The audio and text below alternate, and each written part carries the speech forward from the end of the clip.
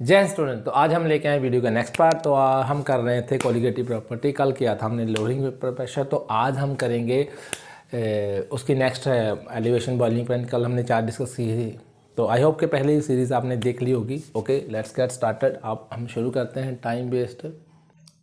Okay, तो ये है colligative property, elevation in boiling point. First हमने की थी उस दिन, कल की थी, और वो थी रिलेटिंग लोअरिंग वेपर प्रेशर। तो उसमें था कि हमने ये करना है कि सल्यूट की वजह से कि उसका वेपर प्रेशर लो हो जाता है।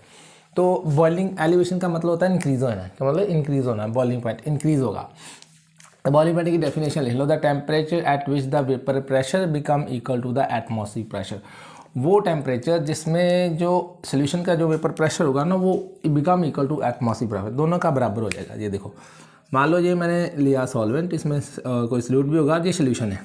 तो इसका टेम्परेचर और इसका टेम्परेचर एट विच टेम्परेचर, उस टेम्परेचर कोई टेम्परेचर होगा जिसमें इसके वेपर प्रेशर, जो इसके वेपर प्रेशर बनेंगे वो इक्वल टू हो जाएंगे एटमॉस्फेरिक प्रेशर के। बाहर के प्रेशर के अंदर आप प्रेशर सेम हो जाएगा, उसको बोलते हैं बॉइलिंग पॉइंट। वो बॉइलिंग पॉइंट होगा कि जिस पॉइंट पे ये दोनों इक्वल हो जाए, इक्विलिब्रियम आ जाएगा कि वेपर बनने स्टार्ट हो जाएंगे, उस पॉइंट को बोलते हैं इक्विलिब्रियम। ठीक है, वो पॉइंट बॉइलिंग पॉइंट, वो टेम्परेचर जिस पे vapour pressure equal to the atmospheric pressure. Okay, तो ये ग्राफ बनाया मैंने। ये देखो, एलिवेशन पहले मैं एग्जांपल देकर समझाता हूँ, फिर ग्राफ की ओर लेते हैं। ये देखो, अगर मान लो मेरे पास प्योर सॉल्वेंट है, ये क्या है, प्योर सॉल्वेंट है, सॉल्वेंट है, कोई सल्यूट नहीं है, तो इसका वेपर प्रेशर तो ज़्यादा है, मतलब कि वेपर बन रहे हैं, बहुत बन रहे हैं, बहुत बन रहे हैं।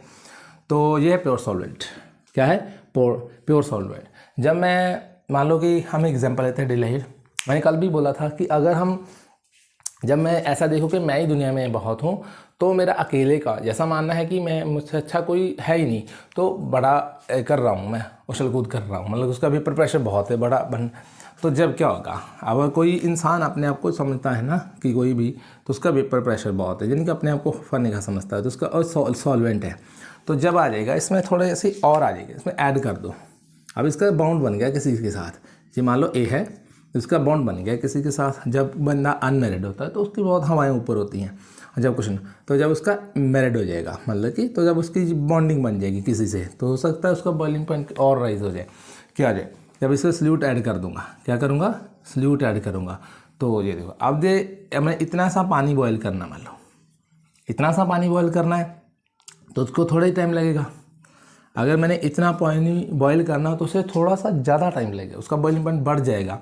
लेकिन अगर इसमें मैं थोड़ा और सल्यूट ऐड कर दूं, क्या कर दूं, सल्यूट ऐड कर दूं, तो इसका बॉइलिंग पॉइंट थोड़ा और बढ़ जाएगा, यानी कि इसको और थोड़ा टाइम लगेगा वेपर बनने में, यानी कि उसको बढ़ है। ये प्योर सॉल्वेंट का ऊपर है, तो जो सोल्यूशन होगा उसका थोड़ा ए और बी ऐसा दिख रहा है। ये टेम्परेचर है वर्स वेपर प्रेशर है। ठीक है, ये देखो बढ़ रहे हैं।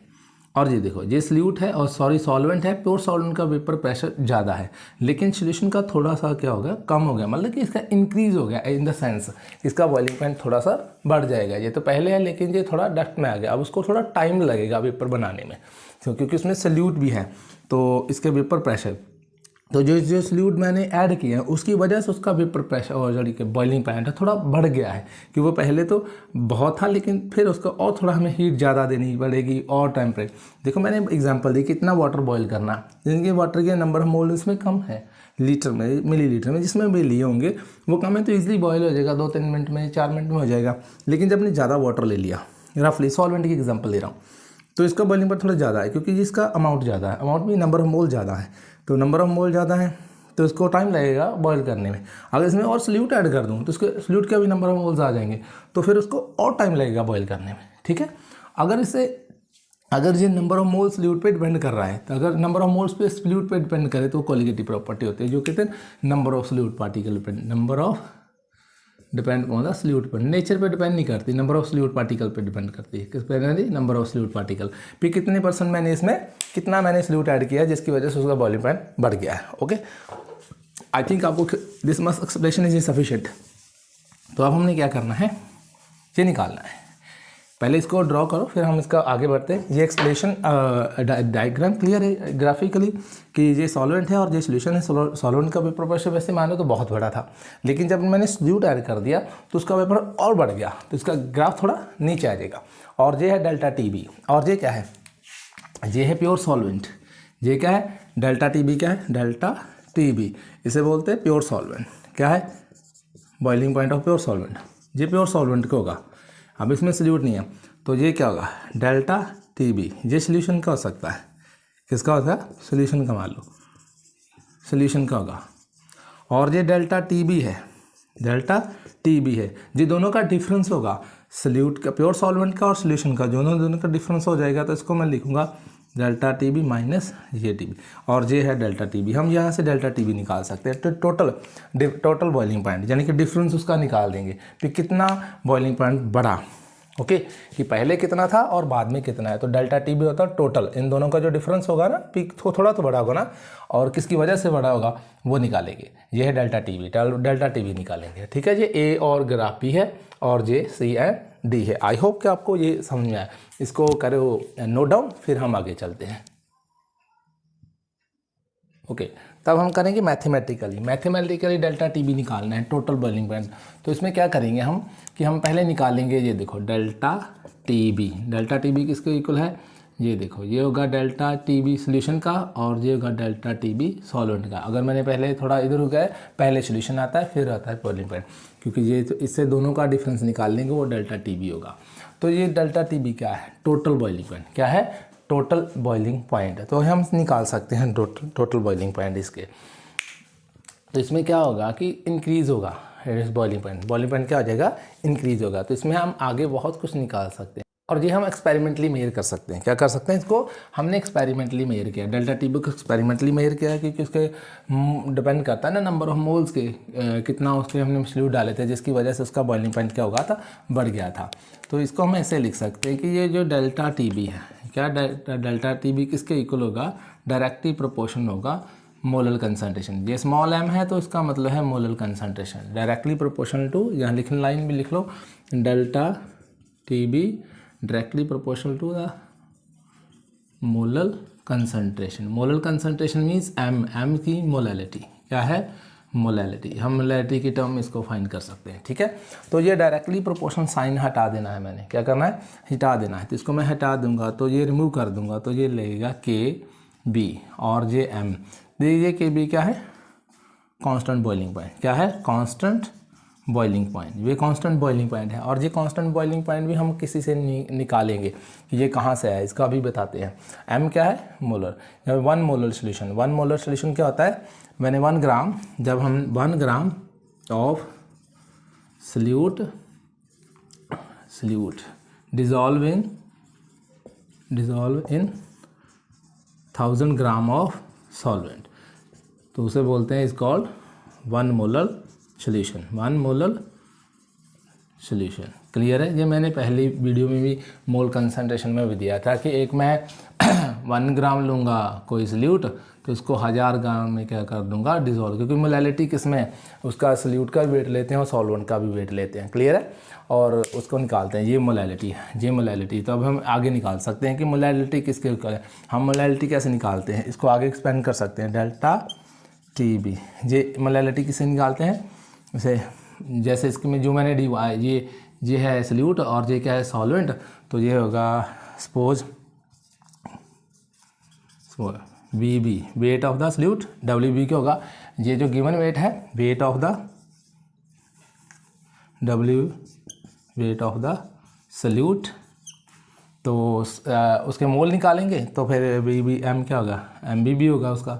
MB is the molar mass of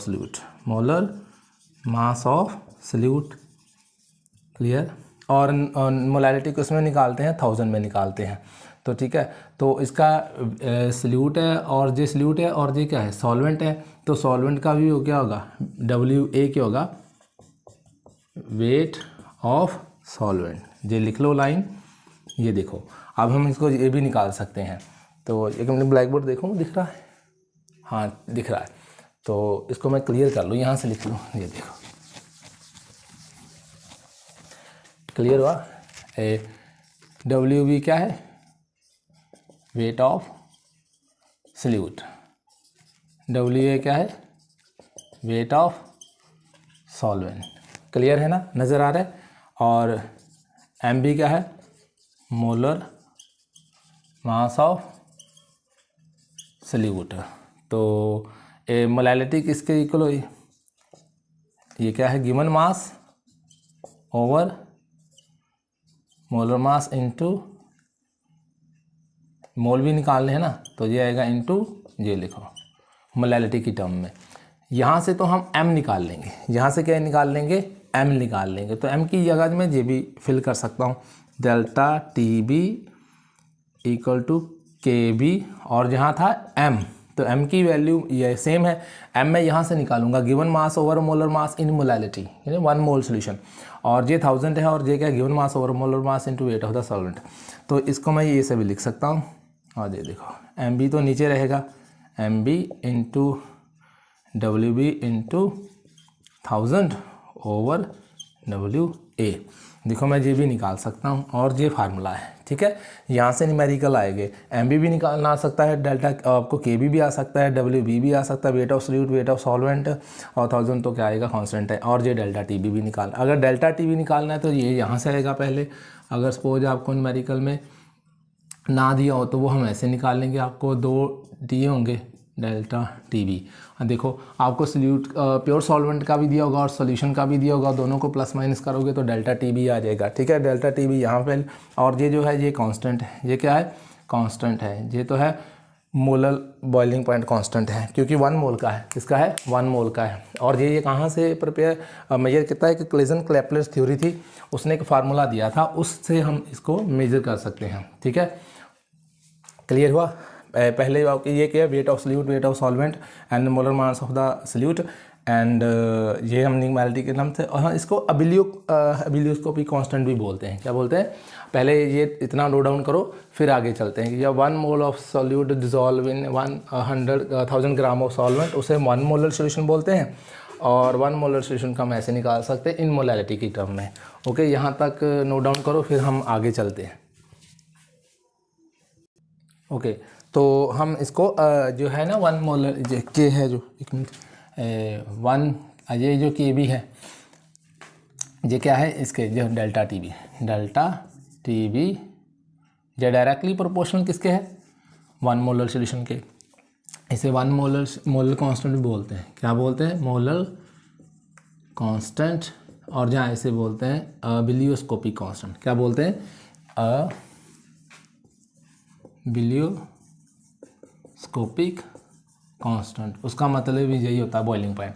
अबिलियोस्कोपिक constant भी बोलते हैं। क्या बोलते हैं, अबिलियोस्कोपिक कांस्टेंट बोलते हैं, जहाँ 1 मोलर सोल्यूशन। तो ये डायरेक्टली प्रोपोर्शनल किसके हैं, डेल्टा टी बी के बी ओवर एम। एम क्या है, 1 मोलर सोल्यूशन, वो मैंने अभी बता दिया है क्या है। तो हम इससे क्या निकालते हैं, molar mass of the solute निकाल सकते हैं। क्या निकाल सकते हैं, molar mass of the solute. अगर ये निकालना है तो ये कहाँ से आता है, K B equal to M R T D cube over delta H, ये होगा इंटू 1000 होगा। ये था एक है था क्लैपरल इक्वेशन थी, कौन सी थी, क्लेजन-क्लैपलर थ्योरी थी, वहाँ से ये कांस्टेंट हम निकाल सकते हैं। और देख दो एम क्या है, मोलर मास, क्या होगा, मोलर मास होगा। आर क्या है, गैस कांस्टेंट, टी टेम्परेचर का स्क्वायर करना है, ये है vaporisation, enthalpy of vaporisation into 1000। ये जो निकाल दे वहाँ से आएगा के बी कांस्टेंट। ये है बॉइलिंग पॉइंट कांस्टेंट, क्या है, बॉइलिंग कांस्टेंट, और इसी को बोलते हैं मोलर कांस्टेंट और अबिलियोस्कोपिक कांस्टेंट, क्योंकि ये क्या है, मोलर पे डिपेंड करता है, देखो मोलर कांस्टेंट है, ठीक है। और यहाँ से हमने क्या निकाला है, molar mass of the solute निकाल सकते हैं कि ये जो मैंने सॉल्वेंट लिया था तो उसमें जो सल्यूट डिज़ोल्व किया होगा, सॉल्वेंट में कोई भी शुगर डिज़ोल्व, कोई साल्ट डिज़ोल्व किया होगा, वहाँ से हम यहाँ से निकाल लेंगे उसका मोलर मास। तो ये फार्मूला बनाया था अभी, के बी इंटू क्या था, W B into 1000 over W A into M B. तो इससे हम वेट ऑफ सल्यूट भी निकाल सकते हैं, मोलर मास ऑफ सल्यूट भी निकाल सकते हैं, क्लियर हो इसी का जो सल्यूट मैंने डिज़ोल्व किया ना उसका वेट ऑफ सल्यूट भी निकाल सकते हैं। तो यहाँ से एक न्यूमेरिकल करेंगे फिर हम आगे बढ़ते हैं। ओके, नोट डाउन करो यहाँ तक और फिर एक न्यूमेरिकल करते हैं इसका, फिर नेक्स्ट कॉलिगेटिव प्रॉपर्टी के। तो ये ना मॉलिक्यूल, ये हमें कैसे पता चला कि ये भी कॉलिगेटिव प्रॉपर्टी है, क्योंकि कितना मैंने यहाँ सल्यूट ऐड किया होगा तो वो क्या होगा के बी डायरेक्टली प्रोपोर्शनल किसके हो जाएगा, ये डायरेक्टली प्रोपोर्शनल टू उसके होगा ना मोलर ये डेल्टा टी बी, अभी बोला ना डेल्टा टी बी क्या डायरेक्टली प्रोपोर्शनल टू क्या है मोल, तो mole means number of moles, mole means number particle होंगे, तो इसका डायरेक्टली प्रोपोर्शनल हुआ। तो यहाँ से पता चला कि ये भी elevation boiling point is colligative property है कि वो नंबर ऑफ सल्यूट पर डिपेंड करती है। ओके, जो नंबर ऑफ सल्यूट पर डिपेंड करेगी उसको कॉलिगेटिव प्रॉपर्टी बोलते हैं। यहाँ तक कोई डाउट हो तो फिर बताओ। ओके, समझ में आ रहा है? ओके, आप नोट डाउन कर लो फिर मैं इसको क्लियर कर देता हूँ। और ये मैं स्टेटमेंट लिखती है और हम इसको रीड आउट करेंगे। तो देखेंगे the boiling point of benzene, मान लो एक बॉइलिंग बेंजीन है वो सॉल्वेंट है बेंजीन। अब मैं बताऊंगा कि इसमें सल्यूट और सॉल्वेंट निकालते कैसे हैं, ठीक है, उसका बॉइलिंग पॉइंट रेज होना चाहिए। बेंजीन का जो बॉइलिंग पॉइंट है ना वो ये दिया है, इतना दिया है 35.25, यानी कि ये 5 है, केल्विन में है। वैन 1.80 ग्राम ऑफ, कोई 80 ग्राम हम नॉन वॉलेटाइल सल्यूट डिज़ोल्व करेंगे, उसमें डिज़ोल्व किया जाता है, वो किस में दिया जाता है, इतने ग्राम में, बेंजीन में। The boiling point of is raised, उसका बॉइलिंग पॉइंट थोड़ा सा बढ़ जाता है, तो कैलकुलेट द उसका मोलर मास, तो ये के भी दिया है कांस्टेंट बॉइलिंग पॉइंट। तो ये क्या हुआ, ये चक्कर क्या बना कि ये जो बेंजीन है, ये जो मोहब्बत है, ये जो ओके क्या हुआ कि बेंजीन, इसका बेंजीन का है क्या, प्योर सॉल्वेंट। बेंजीन का देखो बॉइलिंग पॉइंट ऑफ बेंजीन का इतना था, उसमें कोई मैंने सल्यूट ऐड कर दिया, वो नॉन वॉलेटाइल है, वो उड़ता नहीं अपने आप, हवा भी उड़ गया, वो नहीं उड़ेगा। ओके, उसमें कितने में बेंजीन का भी ग्रेड लिया है, वो इसमें 90 ग्राम लिया था, क्या है वेट ऑफ सल्यूट है, क्योंकि मोलैलिटी है तो सल्यूट का भी वेट ही होगा तो सॉल्वेंट का भी वेट ही होगा, दोनों को हमने मेज़र करना, मेज़र मतलब काउंट कर, लीटर में नहीं ग्राम में लेना है। तो उसका बॉइलिंग पॉइंट देखो ये रेज हो, तो फार्मूला क्या लगाएंगे, अब ये कॉलिगेटिव प्रॉपर्टीज़ को बॉइलिंग पॉइंट रेज होना चाहिए। तो मैंने डेफिनेशन में बताया था कि कोई भी सल्यूट ऐड करेंगे उस सल्यूट की वजह से उसका बॉइलिंग पॉइंट थोड़ा बढ़ जाना चाहिए, पहले बहुत था लेकिन थोड़ा और हो जाएगा, उसका बॉइलिंग पॉइंट बढ़ जाएगा।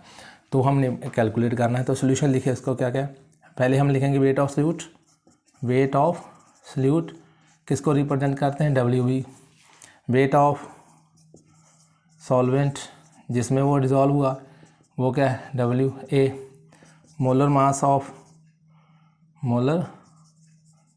ऑफ जो है सॉल्वेंट वो है MB, और फिर क्या निकालना है, हाँ डेल्टा प्योर, उसका जो पहले का ये प्योर सॉल्वेंट का बॉइलिंग पॉइंट क्या होगा, boiling point of pure solvent वो कितना होगा, वो है डेल्टा T, और दूसरे का क्या होगा, सोल्यूशन का बॉइलिंग पॉइंट क्या होगा, boiling point of solution delta TB। ये देखो ये प्योर सॉल्वेंट का ऊपर नॉट लगा दें, दूसरे का ये, तो हमने डेल्टा TB निकालना है। तो डेल्टा TB कैसे निकालते हैं, और ये देखो ये ऐसे निकालते हैं, डेल्टा TB इक्वल टू क्या होगा, डेल्टा TB, यानी कि इससे, यानी कि ये जो है ये प्योर है और ये दूसरा है, ये सोल्यूशन का है, तो सोल्यूशन से ये वाला हम क्या कर देंगे, माइनस कर देंगे, तो ये आएगा, यहाँ दिख रहा है मुझे ब्लैक बोर्ड बताऊँ, हाँ दिख रहा है, तो ये लिख लूँ डेल्टा TB, और ये कितना है 5.11 माइनस ये आएगा 353.25, तो इसे माइनस करो तो जो आएगा वो क्या होगा, डेल्टा TB। तो फिर हमने फार्मूला भी लगाना है। मैंने बोला था ना कि जो सॉल्वेंट होगा उसका वेपर प्रेशर तो बहुत होगा, लेकिन जब जिनके उसका बॉइलिंग पॉइंट तो ज़्यादा, लेकिन सोल्यूशन जब उसमें सल्यूट डाल दूंगा तो उसका और हो जाएगा, उसका रेज होना चाहिए, बॉइलिंग पॉइंट बढ़ना चाहिए, क्योंकि उसमें सल्यूट ऐड कर दिया। तो ये आएगा, इसमें इसको माइनस करा तो आएगा 0.88 आएगा, करके देख लेना सही आएगा, ये आएगा, ये है डेल्टा TB, क्या है डेल्टा TB मैंने निकाल लिया। तो मैं फार्मूला लगाऊंगा, कौन सा, ये था डेल्टा TB क्या था, KB इंटू WB इंटू जो 1000 भी था, और ये मोलल है तो यहाँ 1000 भी हो जाएगा, क्या हो जाएगा 1000 भी हो जाएगा, और ये था WA इंटू MB, ये है MB, ठीक है। तो MB हमने निकालना है, MB क्या है निकालना है, तो क्योंकि इसमें MB नहीं दिया, इसने बोला molar mass of the solute निकालना है। आपको पहले वैल्यू निकालनी चाहिए। ये जो दिया होगा ना, ये बॉइलिंग पॉइंट जे, और ये जो पहले दिया होगा वो सॉल्वेंट का होगा, जो बाद में दिया होगा वो सोल्यूशन का होगा। तो सोल्यूशन को पहले लिखते हैं, सॉल्वेंट को बाद में लिखते हैं। और ये जो पहले वेट दिया होगा ना वो सोल्यूट का होगा, जिसने लिखा व्हेन डिजॉल्व, ये लिखा नॉन वेट इट डिजॉल्व। ये जो डिजॉल्व हुआ है वो सोल्यूट होगा, जिसमें डिजॉल्व हुआ है वो सॉल्वेंट होगा। तो सोल्यूट को WB और इसको WA मानते हैं। तो अब हमने ये निकालना है यहाँ से, तो ये यहाँ आ जाएगा और ये यहाँ आ जाएगा, यानी कि MB बाहर आ जाएगा, ठीक है। तो डेल्टा TB यहाँ चला जाएगा, KB इंटू WB इंटू 1000 क्यों लगाया, क्योंकि मोलैरिटी निकालनी है मोल उसके मोलर सोल्यूशन की टर्म में। तो ये आ जाएगा डेल्टा TB। तो इसकी वैल्यू यहाँ फिल करेंगे हम, तो हमारे पास जो आंसर आएगा, देख पहले इसकी वैल्यू फिल करते हैं। आपको न्यूमेरिकल निकालना आना चाहिए कि समझ लगे कि ये न्यूमेरिकल निकालते कैसे हैं। क्लियर हुआ। अब हम इसकी वैल्यू फिल कर देंगे। क्या करेंगे, वैल्यू फिल करेंगे। KB कितना है,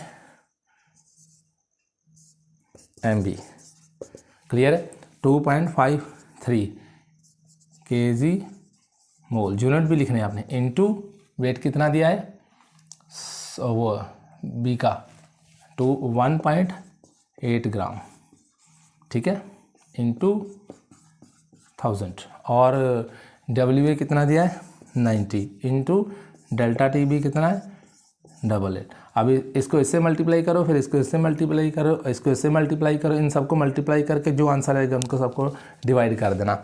डिवाइड करो, फिर आपका अपनी मैं निकाल, फिर मैं आप बताता हूँ इसका आंसर कितना आएगा। जल्दी करो,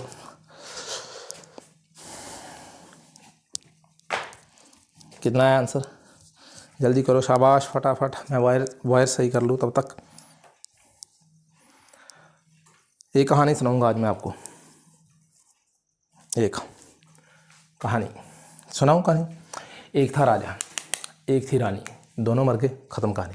तो आंसर आया, ये देखो कितना आया, 57.8 ग्राम पर मोल। ये आया, ये वो सल्यूट का मोलर मास है। जो सल्यूट हमने डिज़ोल्व किया होगा ना, उसका ये है मोलर मास। और अब हम मोलर मास से उसका केमिकल फार्मूला भी निकाल सकते हैं, लेकिन वो आपके सिलेबस में नहीं है। अगर किसी को चाहिए स्टूडेंट मेरे प्यारे बच्चे को, तो कमेंट सेक्शन में बता देना, वो भी मैं बता दूंगा कि इसका मोलर मास कैसे निकालते हैं, कि हमें ये कैसे पता चलेगा जी कि जो हमने अननाउन सॉल्वेंट सल्यूट डाला है, जो इसमें डिज़ोल्व किया है, उसका फार्मूला क्या है, वो क्या है। ओके, तो वो हम आपको बता देंगे।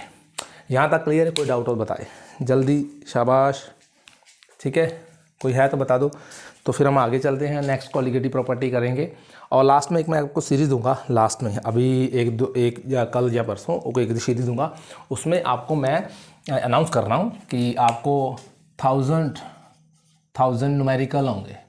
उसमें नीट, JEE मेंस, एडवांस और ऑल बोर्ड्स के न्यूमेरिकल होंगे, वो आपने देखने हैं। पूरे 1000 पूरे न्यूमेरिकल दूंगा। कोई भी क्वेश्चन आपको इस न्यूमेरिकल से बाहर नहीं जाएगा, ये हमारा वादा है आपसे। ओके, तो इसको नोट डाउन करो, ये आपके लिए गुड न्यूज़ थी। ओके, तो नेक्स्ट है depression in freezing point. Freezing point का डिप्रेस का मतलब होता है नीचे जाना। क्या होगा नीचे? मैं एग्जाम्पल देता हूँ। ये देखो, अगर मैंने वाटर को फ्रीज़ करवाना है, यानी कि इसकी बर्फ़ बनानी है ना, तो ये हार्डली आधे घंटे में, 1.5 घंटे में बर्फ़ बना देगा, ठीक है। तो इसका वो होगा डेल्टा TB। क्या होगा? डेल्टा TB, और सॉरी डेल्टा F होगा, और इसको F बोलते हैं। ये pure solvent, freezing point of pure solvent. क्या होगा? Freezing point of pure solvent. क्या होगा?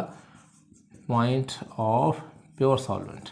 देखो, प्योर सॉल्वेंट तो ईजिली क्या हो जाएगा? फ्रीज हो जाएगा। क्या हो जाएगा? ईजी। मैंने थोड़ा सा इसमें सल्यूट ऐड कर दिया। मान लो मेरा दिल कर रहा है, जो आपका दिल आइसक्रीम खाने को दिल कर रहा है, मन कर रहा है आपका आइसक्रीम खाने को। आपका आइसक्रीम खाने को मन है, तो आप क्या करेंगे? इसमें ड्राई फ्रूट डाल दोगे और कंटेंट डाल दोगे, थोड़ा सल्यूट डाल दोगे, थोड़ा सॉल्वेंट डाल दोगे, थोड़ा मीठा डाल दोगे, स्वीट डाल दोगे, चीनी डाल दोगे, कुछ एरा वगैरह कुछ, हाँ बहुत कुछ डाल दोगे, वो सल्यूट होंगे सभी। तो पहले तो ये फ्रीज़ होता था आधे घंटे 1.5 घंटे में। जब आपने आइसक्रीम बनानी है तो उसके और भी इंग्रेडिएंट होंगे, वो डालोगे, तब इसका फ्रीजिंग पॉइंट वो नहीं रहेगा, थोड़ा सा बढ़ जाएगा, यानी कि अभी थोड़ा टाइम लगेगा। अब इसको थोड़ा टाइम लगेगा। देखो, ये लिक्विड था, बड़ी जल्दी बर्फ़ बना रहा था, ये उसका ये ग्राफ है कि वो बड़ी जल्दी बना रहा था। जब वो सोल्यूशन बन गया, जैसे इसमें और इंग्रेडिएंट ऐड कर दिए तो ये थोड़ा कम हो गया, डिप्रेस हो गया, थोड़ा टाइम लगेगा। डिप्रेशन फ्रीजिंग में वो था, उसका बॉइलिंग पॉइंट तो बढ़ जाता था, लेकिन ये फ्रीजिंग पॉइंट अभी थोड़ा टाइम लगेगा, इसको बहुत टाइम लगेगा फ्रीजिंग बनने। तो वो क्या होगा, delta TB, freezing point of solution इसको बोलते हैं। तब दोनों में डिफरेंस भी होगा, जे था क्या प्योर सॉल्वेंट का और जे सॉल्यूट, दो सोल्यूशन जैसे था ना डेल्टा टीबी, वहाँ हम सिर्फ एफ लगा देंगे। क्या लगा देंगे, एफ लगा देंगे, क्या बस और कुछ नहीं करना, ये लगा देना हमने डेल्टा टीएफ लगा देना है, ठीक है, ये डेल्टा टीएफ। और जे भी मोलल फ्रीजिंग पॉइंट है, ये भी क्या है, मोलल फ्रीजिंग पॉइंट है, वही डेफिनेशन है, 1 मोलल फ्रीजिंग पॉइंट, ये है 1 मोलल फ्रीजिंग पॉइंट बोलते हैं इसे। और इसे कैरियोस्कोपिक कांस्टेंट भी बोलते हैं, कैरियोस्कोपिक कांस्टेंट फ्रीजिंग पॉइंट, क्या बोलते हैं, फ्रीजिंग पॉइंट। क्लियर हुआ, फ्रीजिंग पॉइंट भी बोलते हैं। क्लियर है, नोट्स की आपने टेंशन लेनी, वो मैं चैप्टर ख़त्म होते ही अपलोड कर दूंगा और डाल दूंगा, आपको लिंक दे दूंगा टेलीग्राम का, तो वहाँ जाके आप नोट्स ले लेना। ओके, नोट्स की टेंशन ना लेना, वो सब मैं ये जो एक्सप्लेनेशन भी है ना, वो भी मैं 1 टू वर्ड लिखी होगी। ये मैं जो एक्सप्लेन ग्राफ में किया ना, तो इसमें ग्राफ में मैंने समझाया है, वहाँ थोड़ा लिखा भी होगा कुछ, फिर ये डेल्टा टी एफ, ये ई एफ, इसको क्या बोलते हैं। ओके, ये तो पॉइंट दिए ना कि ये देखो इसका कम है, इसका थोड़ा ज़्यादा है, जब सोल्यूशन का थोड़ा क्या होगा, थोड़ा टाइम लगेगा, एज वेपर प्रेशर इसका बहुत ज़्यादा, इसका थोड़ा कम होगा, इसमें टाइम लगेगा। तो ये डेल्टा टी बी है, ये डायरेक्टली प्रोपोर्शनल किसके हो जाएगा। अगर आपको ये क्लियर हो गया तो फिर मैं इसको करके क्लियर आगे बढ़े चेंज करें। तो ये देखो क्लियर है ना ये ग्राफ, कि ये delta T B vapour pressure words. हाँ, तो इसकी डेफिनेशन क्या थी, the temperature at which the solid, sorry मैंने डेफिनेशन समझाना है, the temperature at which the solid and liquid state of the substance have the same vapour pressure. जब solution और सोल्यूट का और सॉल्वेंट का वेपर प्रेशर क्या हो जाएगा, सेम हो जाएगा, उसको बोलते हैं फ्रीजिंग पॉइंट। क्या बोलते हैं, फ्रीजिंग पॉइंट। ओके, कोई डाउट हो तो हो सकता है कोई चीज़ मैंने पहले समझा दी हो जो बाद में, लेकिन उसको ओवरऑल सीरीज़ देखोगे तो क्लियर हो जाएगा। The temperature at which the जो सॉलिड है और जो मैंने लिक्विड लिया है उनका वो स्टेट जब स्टेट ऑफ द सब्सटेंस है वैसे वो स्टेट जब उसका वेपर प्रेशर, इसका वेपर प्रेशर और सॉलिड उनको सेम हो जाएगा, तो उसे बोलते हैं डिप्रेशन इन फ्रीजिंग में, थोड़ा कम हो जाएगा। क्लियर हुआ। तो हम इसको ऐसे भी लिख सकते हैं। तो ये भी क्या है, मोलल है, molal freezing, 1 molal freezing constant भी बोलते हैं। तो ये क्या होगा, ये था वहाँ था क्या, डेल्टा टी एफ था, तो वो डायरेक्टली प्रोपोर्शनल किसके हो जाएगा, मोल, यानी कि नंबर ऑफ मोल्स आ गए, यानी कि मोलैलिटी आ गई, मोल्स आ गए, तो ये कॉलिगेटिव प्रॉपर्टी है, क्योंकि ये नंबर ऑफ मोल्स पे डिपेंड करते हैं कि जितना आप और सोल्यूट ऐड कर दोगे, उसमें स्वीट ऐड कर दोगे, थोड़ा और टाइम लगेगा उसको बर्फ बनने में। ओके, जितना जितना आप ऐड करी जाओगे उतना को टाइम लगेगा। तो इसको हटा के क्या लगा देंगे हम, डेल्टा, क्या लगा देंगे, delta t f, directly proportional mole है तो ये डायरेक्टली प्रोपोर्शनल लगाएंगे, यहाँ के एफ लगा देंगे। तो इसी को बोलते हैं cryoscopic constant and molal freezing point, 1 molal freezing point भी बोलते हैं और कैरियोस्कोपिक कांस्टेंट भी बोलते हैं। ऊपर लिखा है मैंने, कैरियोस्कोपिक कांस्टेंट भी बोलते हैं। ये कांस्टेंट ये डायरेक्टली प्रोपोर्शनल टू ये है। तो ये हम फिर कहाँ से निकाल सकते हैं, यहाँ से हम molecular weight of the solute निकाल सकते हैं। We can calculate the molar mass of the solute. हम सोल्यूट का मोलर मास निकाल सकते हैं कि जो सोल्यूशन हमने डिसॉल्व किया उसका मोलर मास क्या है, और मोलर मास से हम क्या निकाल लेंगे, उसका फार्मूला निकाल लें। सपोज हमने ये लिया वेट डब्ल्यू की था, वेट ऑफ सोल्यूट, ये भी वैसा वेट ऑफ सोल्यूट होगा, क्या है, वेट ऑफ सोल्यूट होगा। तो डब्ल्यू क्या है, वेट ऑफ सॉल्वेंट होगा जो हमने लिया था, पानी वगैरह जो कुछ भी लिया होगा। और ये एम बी क्या होगा, मोलर मास ऑफ सोल्यूट होगा, क्योंकि सोल्यूट का हमने कैलकुलेट करना है।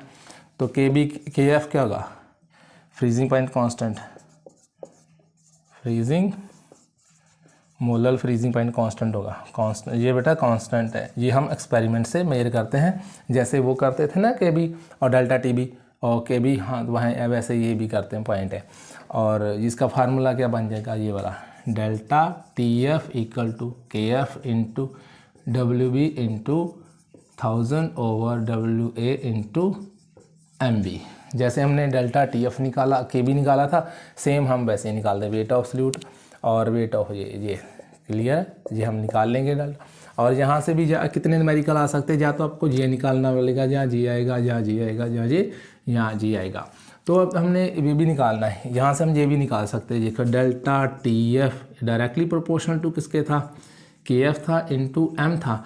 मोलैलिटी निकालनी हो तो इसको हम इधर क्या कर देंगे, डेल्टा TF क्या कर देंगे, KF तो क्या आ जाएगी, मोलैलिटी, क्या निकल के आ जाएगी, मोलैलिटी ऑफ सॉल्यूशन। उस केस में भी हम कर सकते हैं, डेल्टा TB होगा, क्या होगा, delta TB divide by KB equal to M। ये भी क्या है, कांस्टेंट और मोलैलिटी निकाल लेंगे इन टर्म ऑफ, अगर डेल्टा TB दिया और KF दिया। और डेल्टा KF वैसे निकालते हैं, अगर हमने इसको, अगर आपको ये चाहिए डिस्क्रिप्शन में ये कैसे निकालते हो मैं निकाल के बता दूंगा आपको, कमेंट सेक्शन में बता देना। अगर कोई हाई स्टूडेंट है, कोई इच्छुक है, विलिंग है तो बता देना, मैं KB और KB निकालने की इसको वीडियो बना दूंगा। ठीक है, यहाँ तक नोट डाउन करो, फिर हम एक न्यूमेरिकल करेंगे और उसके बाद हम फिर आगे बढ़ते हैं। फिर जो एक कॉलिगेटिव प्रॉपर्टी रह जाएगी ना, ऑस्मोटिक प्रेशर, उसको हम कल कर लेंगे। ठीक है, और उसके बाद 1-2 लेक्चर और होंगे, फिर हम आपको इसके पूरे न्यूमेरिकल इस हर टॉपिक है वो करवा देंगे, तो आपका चैप्टर अच्छे से हो जाएगा। और फिर भी कोई डाउट हो तो बता देना, फिर उस पर हम वीडियो अलग से बना देंगे। क्लियर है, जहाँ तक कोई डाउट तो नहीं, आपको समझ में आ रहा है? तो समझ में आ रहा है तो कमेंट सेक्शन में ज़रूर लिख दिया करो, या दैट इज़ माई मोटिवेशन कि सर हमें समझ आ रहा है। अगर कोई एक्सप्लेनेशन में दिक्कत हो तो भी बता देना, ताकि हम उसमें कोई चेंज कर दें, ताकि हम और अच्छे मेथड लेके आए और आपको समझा दें। ओके, जहाँ तक क्लियर है, कोई डाउट तो नहीं? ओके, ये न्यूमेरिकल पढ़ो। उसने बोला है 45 ग्राम, ये 45 बेटा क्या है, 45 ग्राम ऑफ हमने इथाइलिन ग्लाइकोल लेना है, उसको मिक्स कर देना है वाटर में। किसके में करना है, इतने ग्राम में, ये है। और ये है जो गिवन है, ये जो है सल्यूट का वेट है, और ये जिसमें डिसॉल्व करना है ये वो सॉल्वेंट है। ओवर सॉल्वेंट वाटर है, वाटर 16 ग्राम लेना है। मान लो ये मैंने लिया 100 ग्राम वाटर ले लिया, तो इसमें डिसॉल्व क्या करना है, कितने ग्राम है, 45 ग्राम सल्यूट है, वो सल्यूट है। तो सल्यूट का वेट ये सॉल्वेंट है, इसमें हम डिज़ोल्व करेंगे। तो कैलकुलेट क्या करना है, फ्रीजिंग पॉइंट, यानी कि फ्रीजिंग पॉइंट मतलब डेल्टा TF कैलकुलेट करना है। और सॉल्यूशन का भी करना है, पहले तो डिप्रेशन करना है ना, कि जो कम हुआ जो बड़ा है, लेकिन फिर हमने सॉल्यूशन का भी करना है। क्या करना है, फिर सॉल्यूशन का भी करना है।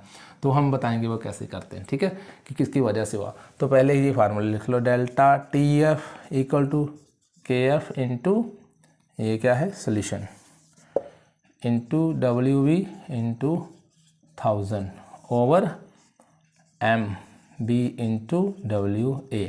तो WA क्या आता है, वेट ऑफ, W क्या है, वेट ऑफ सल्यूट, कितना दिया है 45 ग्राम। और WA क्या है, वेट ऑफ सॉल्वेंट जिसमें डिज़ोल्व करना है, वो कितना है 16 ग्राम। मोलर मास दिया नहीं है, निकाल लेंगे मोलर मास ऑफ, अगर दिया है तो ठीक है, मोलर मास निकाल लेंगे इसका। तो इसका कैसे निकाल लेंगे, ये है कार्बन कितने लगे 2, और ये है 6 लगे ऑक्सीजन। तो ये देखो जितने लगे हैं मॉलिक्यूलर मास ऐसे निकालते हैं भी, कार्बन का कितना है 12, 2 लगे हैं। हाइड्रोजन कितना है 1, लगे कितने 6, और ये देखो प्लस ऑक्सीजन का कितना है 16, लगे कितने 2, तो इसको मल्टीप्लाई कर दो। तो इसका क्या आएगा 16 32, और इसमें प्लस कर दो 6, और ये इसमें प्लस कर दो 24। तो ये आएगा 32 24 6 आ जाएगा ऊपर। ये कितना है 6 12, और ये आ जाएगा ऊपर। तो कितना है 3 तो 3 6, यानी कि 62 आ जाएगा। क्या आ गया 62। क्लियर है, ये आ जाएगा 62। अगर गलती हो इसमें, कोई मिस्टेक को मैंने कर दी हो तो बता देना। ऐसे मॉलिक्यूलर मास निकालते हैं। तो ये वैल्यू फिल करो और न्यूमेरिकल आपका आंसर आ जाएगा। तो पहले आएगा डेल्टा TF, क्या है KB कांस्टेंट दिया है फॉर वाटर के लिए। ओके, तो ये वैल्यू फिल करो, KB into kg moles per litre into क्या है 45 ग्राम इंटू क्या है 1000 ओवर कितना है 62 ग्राम। ग्राम से ग्राम सब कुछ मल्टीप्लाई जाएगा, और जी का वेट कितना दिया है इंटू 66, हाँ 60, यानी कि 600, क्या है 600। अब इसको काटापीटी करेंगे हम, और ये पहले आएगा ये डेल्टा टी एफ आएगा, तो इसकी काटापीटी करके देखो, न्यूमेरिकल करो जल्दी, वेट करना, बताता हूँ क्या आंसर आया। और इसको इससे कैंसिल करोगे तो आपको आंसर आ जाएगा 0.88, तो वो क्या है डेल्टा टी एफ, वो निकलेगा डेल्टा टी एफ आएगा। कैलकुलेशन करके देखना, आपका एग्जैक्ट यही आंसर आएगा, कोई डाउट तो नहीं, पहले बोलो येस और नो। अब हमने ये निकाल लिया, ये है डेल्टा टी एफ, तो हमने ये निकालना है, ये फ्रीजिंग डिप्रेशन फ्रीजिंग पॉइंट पे थोड़ा सा कम हुआ। अब देखना है कि पहले कितना होगा कि जिसकी वजह से ये बना होगा, यानी कि ये तो है ना, यानी कि इसका पहले सॉल्यूशन का सॉल्वेंट का निकालने के सल्यूट का ये, तो उसके क्या करेंगे हम कि जो नॉर्मल होगा उसका बॉइलिंग पॉइंट, तो वो कितना मानते हैं, फ्रीजिंग पॉइंट मानते हैं कितना हम, वो होगा 200, हाँ 273.5 की होगा। तो ये इसमें ये जो है जी, इसको हम माइनस कर देंगे, जो है हमारे पास आया ना, इसको हम इसमें क्या कर देंगे, माइनस कर देंगे। 0.88 को हम क्या कर देंगे, माइनस करेंगे, तो जो आएगा वो होगा freezing point of the solution, कि सॉल्यूशन का जे था, तो वो आई थिंक आना चाहिए 0 आइएगा 27.19 केल्विन, जे आएगा। देखो जे था और ये था, डिप्रेशन होना चाहिए, पहले 73 था अब 70 है, थोड़ा सा फ़र्क है। तो क्यों फ़र्क है, क्योंकि उसमें सॉल्यूट डिसॉल्व कर दिया था, तो उसकी वजह से उसका डिप्रेशन इन फ्रीजिंग पॉइंट होगा। सॉल्यूशन का ये है तो ये वास का डिप्रेशन, ये थोड़ा सा फ़र्क पड़ा है, उसमें थोड़ा कम बड़ा होगा। तो हर बार आपको यही नहीं कि मॉलिक्यूलर मास ही निकालना आए, कुछ भी आ सकता है, ये भी आ सकता है। जब हम आपको वो देंगे ना 1000 न्यूमेरिकल वाला, उसमें एक इस पे न्यूमेरिकल होगा, एक इस पे होगा, एक इस पे होगा, इसके सब पे न्यूमेरिकल होंगे, ठीक है। बस आपने इस चैनल को लाइक करना, शेयर करना है, सब्सक्राइब करना है। अगर कोई डाउट हो और एक्सप्लेनेशन में कोई दिक्कत हो तो कमेंट सेक्शन में लिख देना है, हम इसको और ट्राई करेंगे बेटर करने की, क्योंकि सबका साथ सबका विकास, आपका साथ है तो फिर ही विकास है, पढ़ेगी दुनिया तभी तो आगे बढ़ेगी दुनिया। ये ऐसा ना पढ़ेगी, आप पढ़ोगे तो तभी आगे बढ़ोगे।